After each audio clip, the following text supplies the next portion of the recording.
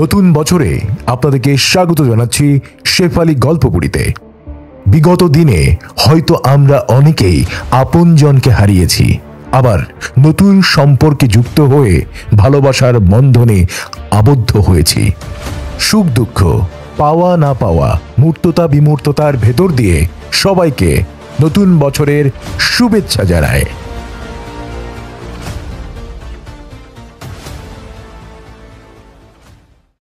শুনছিলেন শেফালি গল্পবুড়িতে আহমদ সফার 14 আমার গুরু। আজ চতুর্থ পর্ব। এমন কিছু বাজাতে শিখিনি, তবু শুধু তাকে নয়, তার পরিবারের প্রায় সবাইকে আমার সে বর্বর বাজনা শুনতে বাধ্য করেছি। আমি একসময়ে কাঠ, কয়লা, আলকাতরা, বাটা হলুদ, ফুলের রং, হাতের কাছে যা পাই তা দিয়ে ছবি আঁকতে শুরু করেছিলাম। যেহেতু আমার অর্থ সংকট হচ্ছিল, সেজন্য এক ছবি 3 বার কিনতে তাকে রাজি করিয়েছি। মহাকবি গোতের ফাউস্ট যখন অনুবাদ করছিলাম, দিনে রাতে তাকে কত বিরক্ত করেছি। যখনই টাকার অভাব পড়েছে, হুকুম করেছি অত টাকা অমুক দিন আমার চাই। ওনার হাতে টাকা আছে কিনা সে খবর নেয়ার প্রয়োজনও বোধ করিনি। সেই পিছনের দিনগুলোর কথা যখন ভাবি, আমি অবাক হয়ে যাই। রাজ্জাক স্যার আমাকে এতটা প্রশ্রয় দিয়েছিলেন কেমন করে? সে সময়ে আমেরিকান পররাষ্ট্র সচিব হেনরি কিসিঞ্জার বাংলাদেশে এসেছিলেন। এই ইহুদি বংশোদ্ভূত কুশাগ্র বুদ্ধিসম্পন্ন ব্যক্তিটি ছিলেন বাংলাদেশের 1 নম্বরের শত্রু। তিনি নিক্সন প্রশাসনকে প্রভাবিত করে মুক্তিযুদ্ধের সময় মার্কিন যুক্তরাষ্ট্রকে বাঙালি জনগণের বিপক্ষে টেনে নিয়ে গিয়েছিলেন। এই কিসিঞ্জার সাহেবই বাংলাদেশকে তলাবিহীন ঝুড়ি বলে চিহ্নিত করেছিলেন। তখনও মার্কিন যুক্তরাষ্ট্র বাংলাদেশকে স্বীকৃতি পর্যন্ত দেয়নি। তথাপি বাংলাদেশের রাষ্ট্রপতি শেখ মুজিবুর রহমানকে রাজকীয় সংবর্ধনার আয়োজন করে কিসিঞ্জারকে বরণ করতে হচ্ছিল। এই মার্কিন কূটনীতি বিশারদের নেক নজরে পড়ার জন্য মন্ত্রিসভা থেকে সোভিয়েত ঘেঁষা সহকর্মীদের বাদ দিতে হলো। মুক্তিযুদ্ধকালীন প্রধানমন্ত্রী তাজউদ্দিন আহমদও রেহাই পেলেন না। কিসিঞ্জারের সম্মানে হোটেল ইন্টারকন্টিনেন্টালে এক সম্বর্ধনা সভার আয়োজন করা হয়েছিল। হোটেল শেরাটনের নাম ছিল তখন হোটেল ইন্টারকন্টিনেন্টাল। নিমন্ত্রিত অতিথির তালিকায় রাজ্জাক স্যারের নামও ছিল। এখন ঠিক মনে আসছে না অনুষ্ঠানটি কখন ছিল, সকালবেলা না বিকেলবেলা। সেদিন স্যারের বাড়িতে আমি ছিলাম, ডক্টর রৌনক জাহানও ছিলেন।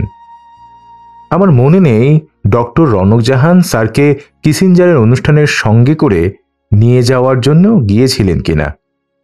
হুঁকোর নলটি রেখে খদ্দরের চাদরটি কাঁধের ওপর ঝুলিয়ে বললেন, একটু ঘুইরা আহি। ডক্টর রৌনক জাহান বললেন, ওমা, এই বেশে আপনি কোথায় চললেন? স্যার বললেন, ওই যে লোকে কয় কিসিঞ্জার সাহেব আইছে, একটু মোলাকাত কইরা আহি। ডক্টর রৌনক জাহান বললেন, এই কাপড়ে আপনি সেখানে যাবেন? রাজ্জাক স্যার ধরা পড়ে যাওয়া অপরাধী বালকের মতো মুখ নিচু করে বললেন, আমার আর কোনো কাপড় চোপড় নাই ক্যা। আমি বললাম, সেদিন তো স্যার আপনাকে একটা সিল্কের সুন্দর পাঞ্জাবি দিলাম, কোথায় রাখছেন? স্যার বললেন, দিছিলেন তো ঠিকই, অহন কই রাখছি মনে পড়ে না। আমরা সকলে মিলে ঘরের আনাচে কানাচে খুঁজতে লাগলাম। একসময় পাঞ্জাবির সন্ধান পাওয়া গেল। তিনি মুড়ির টিনের মধ্যে সুখে নিদ্রা যাচ্ছিলেন। কিছুদিন পরে ডিক উইলসন সাহেবের লেখা বৃহৎ কলেবরের গ্রন্থ এশিয়া ওয়েক্স প্রকাশিত হল। উইলসন সাহেব তাঁর গ্রন্থের উৎসর্গের বাক্যটা এভাবে লিখেছিলেন, to Abdur Razzaq of Dhaka who brought east in my mind. Azizul Huq মন্তব্য করলেন, ডিক উইলসন সাহেবের গ্রন্থটি মনের দিক দিয়ে গুনার মিডডালের এশিয়ান ড্রামার কাছাকাছি। এশিয়ান ড্রামার জন্য গুনার মিডডালকে পরে নোবেল পুরস্কার দেয়া হয়েছিল। তখন আমি এশিয়ান ড্রামা পড়িনি। কিছুদিনের মধ্যেই এশিয়ান ড্রামা এবং এশিয়ান ওয়েক্স দুটো বই পাশাপাশি পড়ার সুযোগ হলো। ডিক উইলসনের উৎসর্গ বাক্যটি পাঠ করেই আমার দৃষ্টি থেকে একটা পর্দা সরে গেল। ডিক উইলসনের মতো একজন বিশ্বনন্দিত স্কলারকে যিনি প্রভাবিত করতে পারেন, তার মেধা এবং মনীষা কতদূর প্রসারিত হতে পারে ধারণা করার ক্ষমতাও তার চারপাশে যে সমস্ত মানুষ ঘুরে বেড়ান, যারা তার চাটুকারিতা করেন কিংবা নিন্দা করেন, তাদের নেই। তারপর থেকে রাজ্জাক স্যারকে আমি পাট খেতে মাথা উঁচু করে দাঁড়ানো বটবৃক্ষের মতো দেখে আসছি।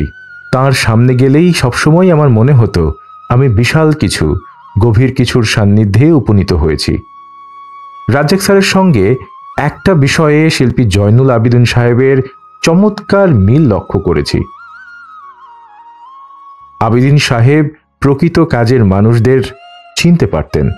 রায়ের বাজারে মৃৎশিল্পীদের পল্লী থেকে আবিদিন সাহেব মরণ চাঁদকে আবিষ্কার করেছিলেন। মরণ চাঁদের দক্ষতা এবং সততায় মুগ্ধ হয়ে তাঁকে আর্ট কলেজে একটা চাকরি দিয়ে প্রতিষ্ঠিত করেছিলেন।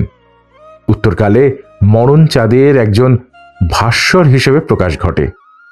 ঋজুতা এবং চারিত্রিক স্বচ্ছতার দিকটি বিচার করে আর্ট কলেজের শিক্ষক হিসেবে মোস্তফাকে নিয়োগ করেছিলেন। আবিদিন সাহেবের পছন্দের মানুষ দুটি রাজ্জাক সাহেবেরও বিশেষ প্রিয়ভাজন হয়ে উঠেছিলেন, আর মোস্তফা রাজ্জাক স্যারের অনুগৃহীতদের মধ্যে বিশেষ একজন হয়ে গিয়েছিলেন। একদিন সকালবেলা স্যারের বাড়িতে গিয়ে দেখি তিনি একা একা দাবা খেলছেন। আমাকে দেখা মাত্র জিজ্ঞেস করলেন, মৌলভী আহমদ সফা, কি খবর? পাছে স্যার অন্য প্রসঙ্গ তুলে প্রয়োজনটা ভুলিয়ে দেয় সেই আশঙ্কা করে আগে ভাগে আমার আর্জিটা পেশ করে বসলাম। বললাম, স্যার, দরিয়ায় ঘিরা গেছি, উদ্ধার পাইবার পথ বাতলাইয়া দেন। স্যারের সঙ্গে কথা বলতে বলতে একটু আড্ডু ঢাকাইয়া বলি ব্যবহার করতে শিখে গিয়েছি। স্যার বললেন, কোনো খারাপ খবর নেই? আমি জবাবে বললাম, তেমন খারাপ খবর নয়। স্যার বললেন, তয় কন, ওই সেটা কি? আমি কথাটা এমনভাবে শুরু করলাম, ইংল্যান্ডের শিল্প বিপ্লবের ধাক্কা বেঙ্গলেও এসে লেগেছিল। এই বিষয়ের ওপর আমাকে আলোকপাত করে অন্তত 10 পাতা লিখতে হবে, কিন্তু তার আগে শিল্প বিপ্লব জিনিসটা কি জানতে চাই, অল্পের মধ্যে ধারণা নিতে পারি এমন একটা বইয়ের কথা বলেন। স্যার বললেন, টয়েনবির লেখা 60-70 পৃষ্ঠার বই আছে, ওইরা দেখবার পারেন। Title industrial revolution. আমি বললাম, ইনি কি ঐতিহাসিক টলেনবির?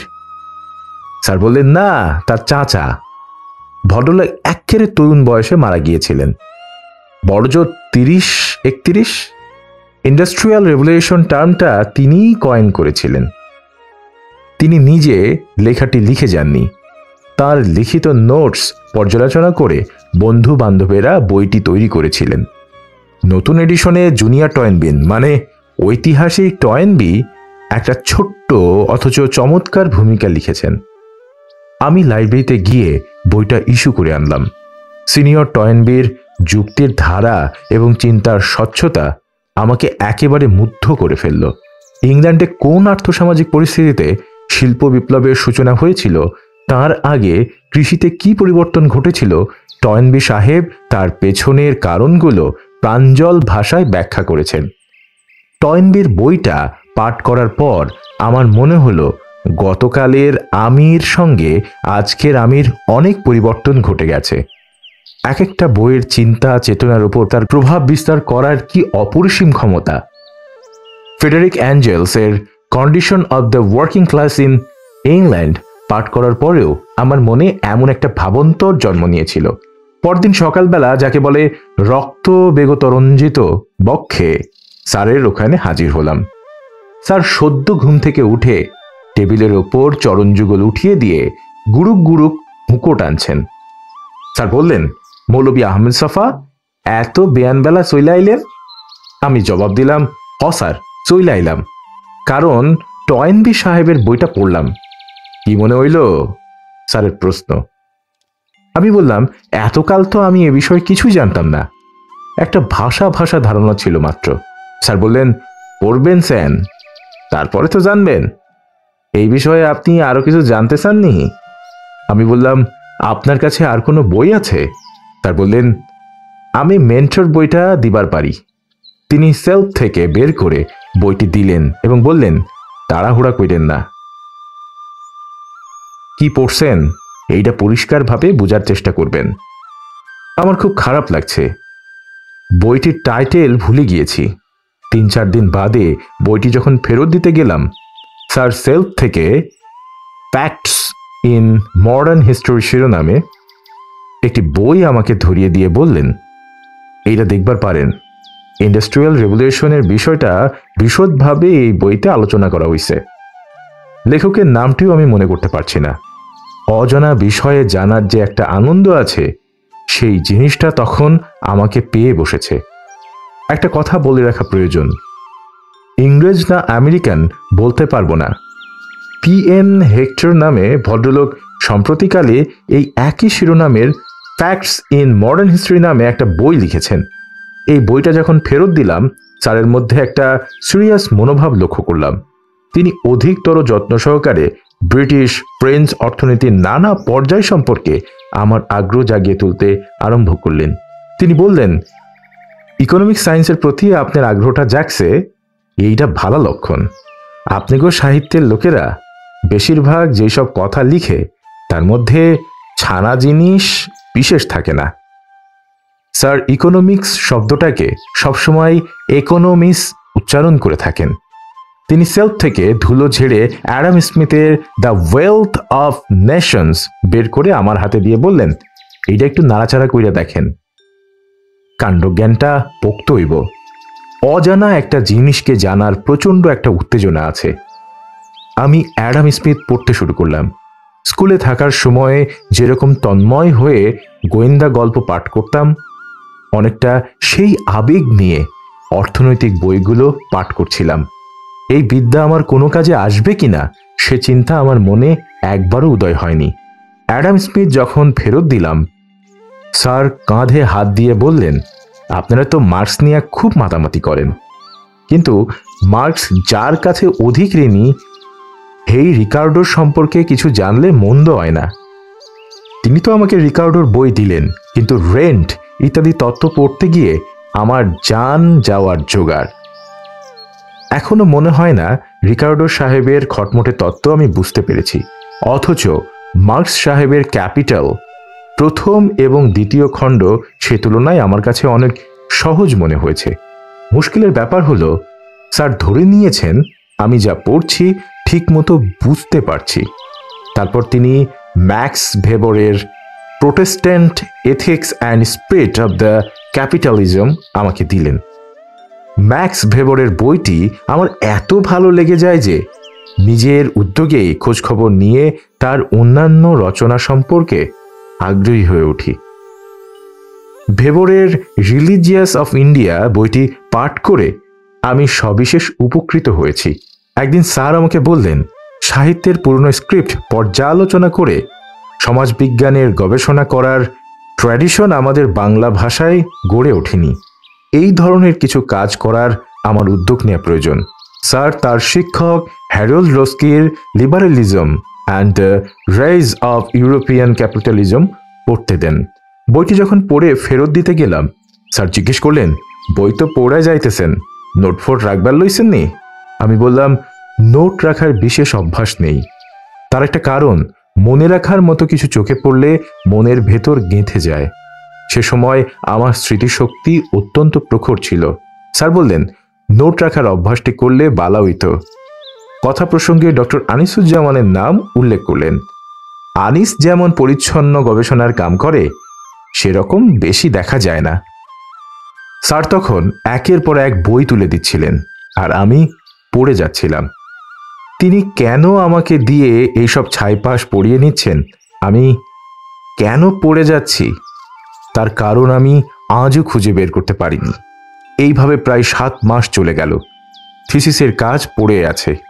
সে সময় আমার মনোভাব ছিল এরকম, এসব প্রয়োজনীয় বিষয় আমি জানতে পারছি, থিসিস লেখার কাজে নষ্ট করার সময় কই। স্যার আমাকে দিয়ে অনেক কিছু পড়িয়েছেন, কিন্তু পড়ে কি লাভ হয়েছে খতিয়ে দেখার সময় হয়নি। দৃশ্যত অপ্রয়োজনীয় বিষয়ে অধিক মনোসংযোগ করার কারণে আমি ভেতরে ভেতরে অনেকখানি বদলে গিয়েছিলাম। তার ফল হয়েছে এই যে সাহিত্য যারা করেন তাদের সঙ্গে পুরোপুরি মিশতে পারিনি এবং সমাজ বিজ্ঞানীদের দলেও ভিড়তে পারিনি।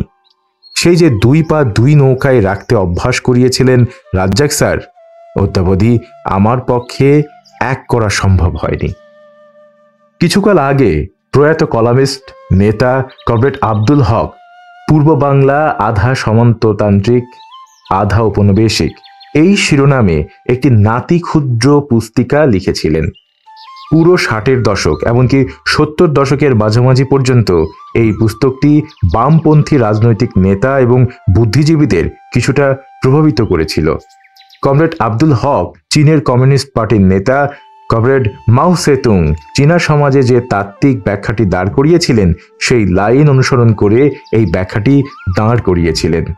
রেডিক্যাল অর্থনীতিবিদ বলে খ্যাত ডক্টর আবু মাহমুদের মতো মানুষও আব্দুল হকের ব্যাখ্যাটি সঠিক প্রমাণিত করে একাধিক রচনা প্রকাশ করেছেন। আমার কাছে এই ব্যাখ্যাগুলো খেয়ালির মতো মনে হচ্ছিল। অন্যদিকে মানবেন্দ্রনাথ রায় ইন্ডিয়া ইন ট্রানজিশন গ্রন্থে যে পদ্ধতিতে ভারতীয় সমাজের ব্যাখ্যা দাঁড় করিয়েছেন সেটা আমার কাছে অধিক গ্রহণযোগ্য বলে মনে হচ্ছিল। কিন্তু আমি সামান্য মানুষ, এই সমস্ত বিষয়ে কোনো মতামত প্রদান করা কিংবা মতামত সত্যি বলে মেনে নেওয়া কোনোটাই সম্ভব ছিল না। একদিন বিকেল বেলা রাজ্জাক স্যারের কাছে গিয়ে বিষয়টি উত্থাপন করলাম। বললাম, স্যার, বাংলাদেশের বর্তমান সামাজিক অবস্থান কোথায়? এটা আধা সামন্ততান্ত্রিক সমাজ, এ কথা কি সত্যি? স্যার বললেন, আপনি একটু বয়েন। আমি বাথরুমে গেলেন। তিনি বাথরুমে গেলেন, এসে গামছা দিয়ে দুপায়ে পানি মুছে জুত করে বসলেন, একটা চুরুট ধরিয়ে খক খক করে কাশলেন। তারপর বললেন, in the strictest sense of the term ইন্ডিয়াতে কেন ফিউডালিজম আসিল না? বেঙ্গলের কথা তো এক্কেরে আলাদা। বেঙ্গলের কথায় পরে আইতেছি, তার আগে রেস্ট অব দি ইন্ডিয়ার খবর লই। ফিউডালিজম হইল একটা ক্লোজ সিস্টেম। বংশ পরম্পরা একটা পরিবার স্থায়ী হইয়া একটা জায়গায় বাস করব, আর ধোপা নাপিত কামার কুমার সব আলাদা। এক জায়গার মানুষ অন্য জায়গায় যাইবার পারব না। কাঁঠালের যেমন কোয়া, ফিউডাল সিস্টেমে সামন্তের জমির সঙ্গে সকলের যেমন সম্পর্ক। সামন্তরা হইল নিজের জমিদারিতে সমস্ত দণ্ডমুণ্ডের মালিক। রাজসভায় ঠিকমতো হাজিরা দিতে পারলে আর যুদ্ধের সময় ঠিকমতো সৈন্য পাঠাইবার পারলে একেবারে সাতক্ষুম মাপ। ইন্ডিয়াতে মোঘল আমলের কথা ধরেন, জমিদারি এখানে বংশানুক্রমিক আসিল না। সম্রাট ইচ্ছা করলে জমিদারের পোলারে জমিদার নাও বানাইতে পারতেন। আর যদি বেঙ্গলের কথায় আয়েন তাইলে একেবারে অন্য কথা বলতে হয়। পুরানা বাংলার পুঁথিতে দেখা যায় বাংলার বাণিজ্য বহর জাভা, সুমাত্রা এইসব অঞ্চলে যাওয়া আসা করেছে। যেখানে বাণিজ্য এরকম সচল থাকে সেই সমাজটারে অন্য যা ইচ্ছা করিবার চান কন, কিন্তু ফিউডালিজম বলবার পারবেন না। ভিটফোগেলের হাইড্রোলিক থিওরি বেঙ্গলের বেলায় একেবারে খাটে না। আমি বললাম, তাহলে বেঙ্গল সমাজের নেচারটা কি? স্যার বললেন, যা ইচ্ছা কন, কিন্তু ফিউডালিজম কইবার পারবেন না। ইন্ডিয়ার অন্যান্য প্রভিন্সে যেটুকু ফিউডালিজমের চিহ্ন খুঁজে পাওয়া যায়, বেঙ্গলে তার ছিটে ফোঁটা পাবেন না। গ্রামগুলোর ফরমেশন দেখলেই বুঝতে পারবেন। এইখান থেকে বিহারে যান, দেখবেন সিন একেবারে পাল্টাইয়া গেছে। ফিউডালের অবস্থানের চারপাশে গোটা গ্রামবাসীর বসবাস। বেঙ্গলে সেই সব আপনি পাইবেন না। আপনি কি মনসামঙ্গলের চাঁদ সওদাগরের কাহিনী পড়ছেন? আমি বললাম, একসময় বাংলা সাহিত্যের ছাত্র ছিলাম, সেই সুবাদে বাধ্যতামূলকভাবে পড়তে হয়েছে। তা হইলে চাঁদ সওদাগরের কাহিনী আপনার জানা। ব্যাপক বাংলা সাহিত্যে এরকম শির দাঁড়ার মানুষ একটাও দেখছেন? আমি বললাম, না, চাঁদ সওদাগরের মতো শক্তিশালী চরিত্র বাংলা সাহিত্যে একেবারে বিরল। মাইকেলের মেঘনাদকেও চাঁদ সওদাগরের পাশে ম্লান দেখায়। স্যার বললেন, চাঁদ সওদাগর চরিত্রের এই যে ঋজুতা, এইটা হইল সমুদ্র বাণিজ্য শক্তির প্রতীক। আমি আমার মূল প্রশ্নে ফিরে গেলাম। ওনারা যে বলছেন পূর্ব বাংলা আধা সামন্তবাদী আধা উপনিবেশবাদী। স্যার ঈষৎ বিরক্ত হয়ে বললেন, ওরা যদি গায়ের জোরে কইবার চায় আপনি কি করবেন? মারামারি করবেন নি? কিছুদিন পর এক সকালে গিয়ে দেখি নিয়াজ মোর্শেদ বসে আছে। তার সঙ্গে স্যার ডক্টর কাজী মোতাহার হোসেনের গল্প বলছেন। কাজী কোথায় গিয়ে কি কারণে জানি আটকা পড়ে গিয়েছিলেন। দেশে ফেরার পথে তিনি ক্লাবে এসে রাজ্জাক স্যারের খোঁজ করেছিলেন, কিন্তু নামটা ভুলে গেছেন। স্যার ঘটনাটা এইভাবে বললেন, আপনারা ছেলেটারে দেখছেন নি? সকলে জানতে চাইলেন, স্যার আপনি কোন ছেলেটার খোঁজ করছেন? মোতাহার হোসেন সাহেব বললেন, সেই ছেলেটা কি যেন নাম, নাকি দাড়িটারি রাইখা বেশ কাঁপতেন হইছে। কে একজন বললেন, স্যার আপনি আপনি কি রাজ্জাক স্যারের কথা বলছেন? হ্যাঁ হ্যাঁ হ্যাঁ হ্যাঁ হ্যাঁ, তার নাম আব্দুর রাজ্জাক, এতক্ষণে মনে পড়েছে। এ কথা বলে স্যার খুব করে হাসলেন। তারপর রাজ্জাক স্যার কাজী মোতাহার হোসেন সাহেবের আরেকটা গল্প বললেন। রাজ্জাক স্যার তখন ছাত্র, মোতাহার হোসেন সাহেবের স্ট্যাটিস্টিক্স ডিপার্টমেন্টের ডেমনস্ট্রেটর না লেকচারার। তিনি দাবা খেলার পার্টনার খুঁজে বেড়াতেন, সবসময় কিন্তু পার্টনার পাওয়া যাইত না। বাধ্য হইয়া কাজী সাহেবকে কলকাতায় যাইতে হইত। কাইস্কো মধ্যে দু একজন ভালো প্লেয়ার আসিল, কাজী সাহেব তাগো লগে বইয়া যাইতেন। একবার খেলতে বইলে দিন রাতের খবর থাকতো না। একবার হইল কি, আমি ওনার ডিপার্টমেন্টে খোঁজ নিতে গেলাম উনি ফ্রি আছেন কিনা দেখতে। দেখলাম তিনি ব্ল্যাকবোর্ডে ছাত্রদের অঙ্ক বুঝাইতেছেন। আমার দেখা মাত্রই বাইরে আইসা মৃদুস্বরে কইলেন, তুমি একটু পরে আইও, একটা এই ক্লাসটার পরে তোমার সঙ্গে বসে যাইব। কিছুক্ষণ পর আমি যখন গেলাম ততক্ষণে ক্লাস শেষ হইয়া গেছে। তিনি সাইকেল সহ আমার সঙ্গে কইরা সেগুন বাগিচার বাড়িতে গেলেন। সাইকেলটা হেলাইয়া রাইখা দাবার বোর্ড লইয়া বইলেন। 2 দান খেলা শেষ হইল। আমি কইলাম, বেলা 5টার পরে আমার চলে যাওন লাগবো। 5টার পর কারফিউ, তখন ওর টাইম। কাজী সাহেব কইলেন, যখন যাইবা তখন তো যাইবাই, অহন বোর্ড সাজাও।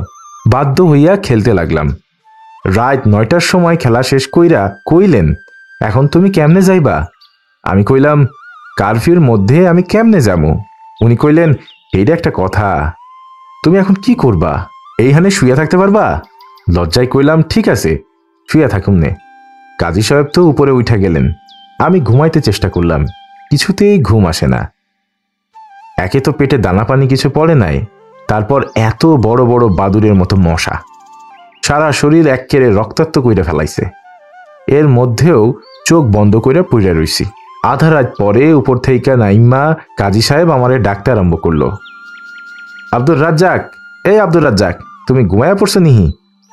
আমি উইঠা কইলাম, না স্যার, আমি জায়গায় আছি, তোমার একটু উপরে আউন লাগে। আমি অবাক হইয়া কইলাম, কেন স্যার? তোমারে উপরে ডাকতে আছে। আসল ঘটনাটি এরকম, রাজ্জাক স্যার আওয়াজ করে মশা মারছিলেন এবং খুব কাশছিলেন।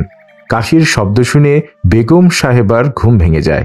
তিনি কাজী সাহেবকে ঘুম থেকে জাগিয়ে বললেন, নিচে কে একটা কাশছে, দেখে এসো। কাজী সাহেব বললেন, দেখে আসার দরকার নাই, ওইটা আব্দুর রাজ্জাক, দাবা খেলতে এসে আটকা পড়ে গেছে। 5টার পর কারফিউ, যেতে পারেনি।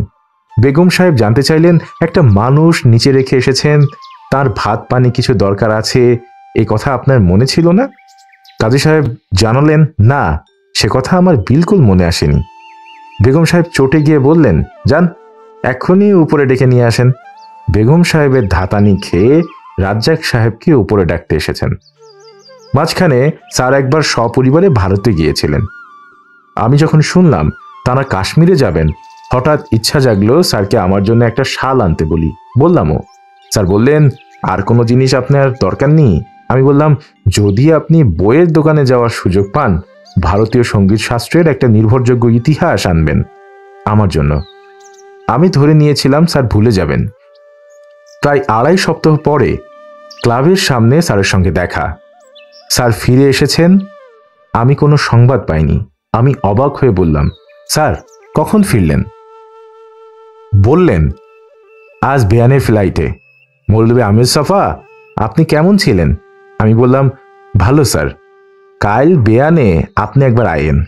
পরদিন সকালবেলা আমি স্যারের কাছে গেলাম। স্যার বললেন, চলে নাস্তা খাই। নাস্তা খাওয়ার পর স্যার আমার হাতে সত্যি সত্যি ঘিয়ে রঙের একটা কাশ্মীরি শাল তুলে দিলেন। আমি কি যে খুশি হয়েছিলাম। আমি স্যারকে দেখাবার জন্য চাদরটা গায়ে জড়িয়ে নিচ্ছিলাম। নিচের সিঁড়িতে দুজন শিক্ষকের গলার আওয়াজ পাওয়া গেল। স্যার তাদের কণ্ঠস্বর শুনেই বললেন, চাদরটা ওইদিকে থুইয়া দেন। আমি স্যারের কথা বুঝতে পারিনি। তিনি তাড়াতাড়ি উঠে আমার গা থেকে চাদরটা টেনে নিয়ে বিছানার দিকে ছুড়ে দিলেন। স্যারের এই আচরণে আমি হতভম্ব হয়ে গেলাম। আমি বুঝে উঠতে পারছিলাম না আমার বেয়াদবিটা কোথায় হয়েছে। আমার ইচ্ছা হচ্ছিল এক দৌড়ে পালিয়ে আসি। তার বোধ হয় আমার মনোভাবটা বুঝে ফেললেন। মৌলভী হামিদ সাফা, যায়েন না, আপনার লগে একটু কথা আছে। স্যার এই দুইজন শিক্ষক ভদ্রলোকের সঙ্গে পূর্ণিমা চাঁদের গল্প করতে আরম্ভ করলেন। কথা আর ফুরায় না। আমি বসে বসে উসখুস করছিলাম। অবশেষে তাঁরা বিদায় হলেন। স্যার বিছানা থেকে শালখানা কুড়িয়ে নিয়ে আমার কাঁধের উপর রেখে দিয়ে বললেন, কিছু জিনিস কাউরে অন্য মানুষের সামনে দিলে মনে কষ্ট পাইতে পারে। তারপর তিনি কলকাতা থেকে আনা বইয়ের পুটলিটা খুলে আমার হাতে নরেন্দ্রনাথ ভট্টাচার্য না বসু, ঠিক মনে নেই পদবিটা কি, লিখিত the history of Indian classical music বইটি আমার হাতে দিলেন। আমার ভাবতে খুবই আফসোস হয়, স্যারের দেয়া দুই উপহারের কোনোটি আমি সংরক্ষণ করতে পারিনি। একবার খাটের ওপর অ্যাস্ট্রের জ্বলন্ত সিগারেট রেখে আমি ইন্টারন্যাশনাল হোস্টেলের বাইরে গিয়েছিলাম। পাখাটি বন্ধ করতে ভুলে গিয়েছিলাম।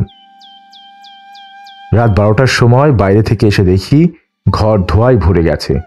ফ্যানের বাতাসে অ্যাস্ট্রে থেকে সিগারেটের আগুনের স্ফুলিঙ্গ ছিটকে পড়ে অগ্নিকাণ্ড ঘটিয়েছে। চাদরটাও গেছে। ক্লাসিক্যাল মিউজিকের হিস্ট্রিটা এক ভদ্রলোককে ধার দিয়েছিলাম। বইটা ফেরত আনা যাতে অসম্ভব হয় সেজন্য ভদ্রলোক কায়দা করে ভবলীলা সাঙ্গ করেছিলেন। কয়েকদিন পরে সকালবেলা স্যারের বাড়িতে গিয়ে দেখি পরিবারের সকলে নাস্তার টেবিলে এসে বসেছেন। সকলে ঈষৎ উত্তেজিত। লক্ষ্য করলাম সেটা স্যারকেও একটুখানি স্পর্শ করেছে। গতরাতে শিল্পী কামরুল হাসান টেলিভিশন সাক্ষাৎকারে শিল্পী জয়নুল আবেদিনের বিষয়ে কি একটা মন্তব্য করেছেন, যা স্যারের পরিবারের প্রায় সকলের কাছেই নিষ্ঠুর বলে মনে হয়েছে। এ নিয়ে সকলে কথা বলা বলি করছিলেন। স্যার কোনো মন্তব্য করা থেকে বিরক্ত থাকলেন। নাস্তা খাওয়ার পর স্যার যখন তার ঘরে এলেন, আমি জিজ্ঞেস করলাম, স্যার আপনি কি মনে করেন জয়নুল আবেদিন খুব বড় শিল্পী? তিনি সরাসরি আমার প্রশ্নের জবাব না দিয়ে একটি গল্পের অবতারণা করলেন। এক সময়ে এক ইংরেজ ভদ্রলোক, পেশায় যিনি বিলাতের কোনো একটা বিশ্ববিদ্যালয়ের শিক্ষক, বিশেষ উপলক্ষে ঢাকা এসেছিলেন। স্যার বললেন, সেই সাহেবরে আমি ঢাকা শহর ঘুরাইয়া দেখাইতে আসিলাম। শহর দেখানোর কাজ যখন শেষ, আমি কইলাম, চলেন আপনারা একজন শিল্পীর কাছে লইয়া যাই। উনি কইলেন, আই উড লাভ টু। তারপর সাহেবরে লইয়া শান্তিনগরে আবেদিন সাহেবের বাড়ি গেলাম। আবেদিন সাহেব হবার 2খানা ওয়াটার কালার আইকা শেষ করছেন। ওই ওয়াটার কালার দেখা তো সাহেবের চক্ষু ছানা বড়া। আমার কানের কাছে মুখ আয়না কইলেন, এই ছবিগুলোর দাম কত হইব আপনি ধারণা করবার পারেন? আমি জিগাইলাম, আপনি কি ছবি কিনবার চান? সাহেব কইল, আমি একজন গরিব মাস্টার, এরকম অপূর্ব ছবি কিনার টাহা আমি কই পামু? তারপর আমি আবেদিনের লগে কথা কইলাম। তিনি এক একটা ছবির জন্য মাত্র 300 টাকার দাম চাইলেন। লগে লগে মানিব্যাগ খুইলা 600 টাকা দিলেন সাহেব। ছবি দুইটা যখন বগলের তলায় লইয়া ফিরাইবার লাগছিল, তারে খুব খুশি দেখাইতে আসিল। আমারই কইল, একতাল সোনা কুড়াইয়া পাইলেও আমি এত খুশি হইতাম না। গল্প শেষ করার পর আমার দিকে তাকিয়ে একটুখানি হাসলেন এবং বললেন, আপনারা তো এখন নানা রকম ছবি দেখেন। জয়নুল আবেদিন ছবিতে যেভাবে স্পেসের ব্যবহার করে, এরকম কাউরে করতে দেখছেন? পালকির ছবিটা দেখেছেন? পালকির ছবিটা দেখবেন, পেয়ারাগুলোর মাঝখানে যে ফাঁক, সেটা ভালো করে তাকাইবেন। পেয়ারাদের পরস্পরের মধ্যে যে দূরত্ব, সেটা এদিক ওদিক একটু বেশ কম হইলেই কিন্তু ছবিটার আবেদন কইমা যায়। সাহেব অধ্যাপকের কথা যখন উঠল, আমি সাহস করে জিজ্ঞেস করলাম, স্যার আপনার সঙ্গে কি ডিক উইলসন সাহেবের পরিচয় হলো? আপনি কি তাকে বিলেত থেকে চিনতেন? রাজ্জাক স্যার মাথা নাড়লেন। ওনার সঙ্গে আমার ঢাকাতেই পরিচয়।